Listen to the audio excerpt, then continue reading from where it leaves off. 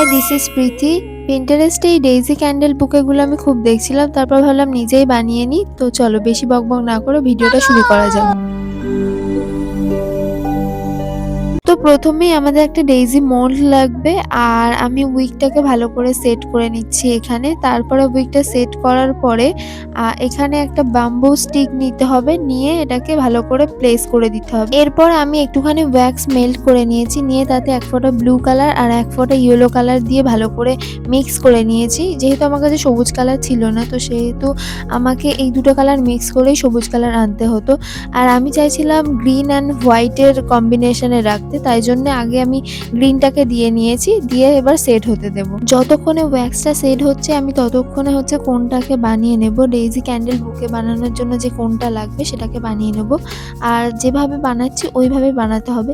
আর বেশিরভাগ জন বানাতে পারবে, কারণ এটা এমন বানানোর কোনো ব্যাপার নয়, মানে যেহেতু সহজ আছে। কিন্তু আজকে আমার ভিডিও বানাতে গিয়ে এমন প্রবলেম হয়েছে, মানে এইটা বানাতে গিয়ে আমি এতবার আমার সমস্যা হয়েছে কি বলবো।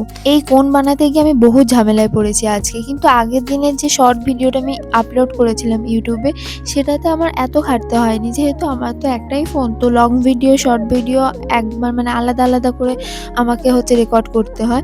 তো সেই দিনকে গিয়ে আমার কোনো প্রবলেম হয়নি। সেই দিনকে কিন্তু আমি প্রথমবার এটা বানিয়েছিলাম। আজকে দ্বিতীয়বার বানিয়েও আমি এত সমস্যায় পড়েছি। তো এবার আমি খানিকটা ওয়্যাক্স মেল্ট করে নিয়েছি, নিয়ে ওতে ল্যাভেন্ডার ফ্রেগ্রেন্সটা অ্যাড করে দেবো, দিয়ে ভালো করে মিক্স করে নিয়ে তারপরে আমি মোল্ডে দিয়ে দেবো। আর মোল্ডে দিয়ে আমি মিনিমাম 15 মিনিট ওয়েট করেছি, কারণ আমি প্রত্যেকবারে অধৈর্য হয়ে গিয়ে ডিমোল্ড করে দিই আর গিয়ে ভেঙে যায়।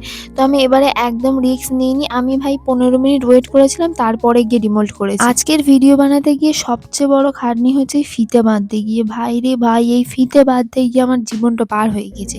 সে ফিতে কিছুতে বাঁধে না, একে তো সিল্কের জিনিস নেমে নেমে চলে আসে, তার উপর আবার গ্লাভস পরে ফিতে বেঁধেছি। ভগবান জানে বাবা, একে তো ফিতেটা বেঁধেছি আমার পছন্দ হয়নি আজকে, মানে একদমই বাজে লাগছে।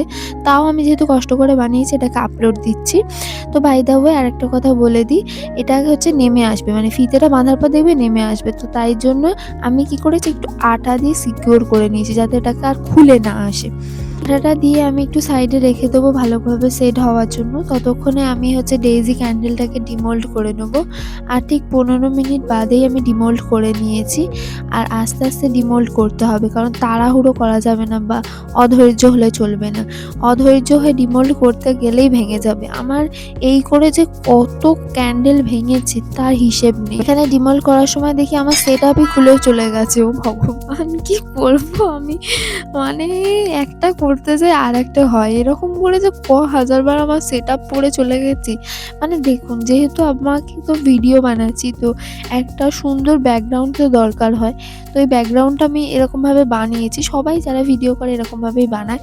তো এইরকম আকামটা যে হাজারবার হয়েছে, মানে ব্যাকগ্রাউন্ডটা দেখলেই বোঝা যাবে হাজারবার এটা পড়ে গেছে। আজকে ডিমোল্ড করে এইভাবে সেট করে নিলে তোমার ডেইজি বুকে ক্যান্ডেল রেডি। আর হ্যাঁ, ভিডিওটা কেমন লাগলো অবশ্যই কমেন্ট করে জানিও। একটা like, comment, share and subscribe করে দিও।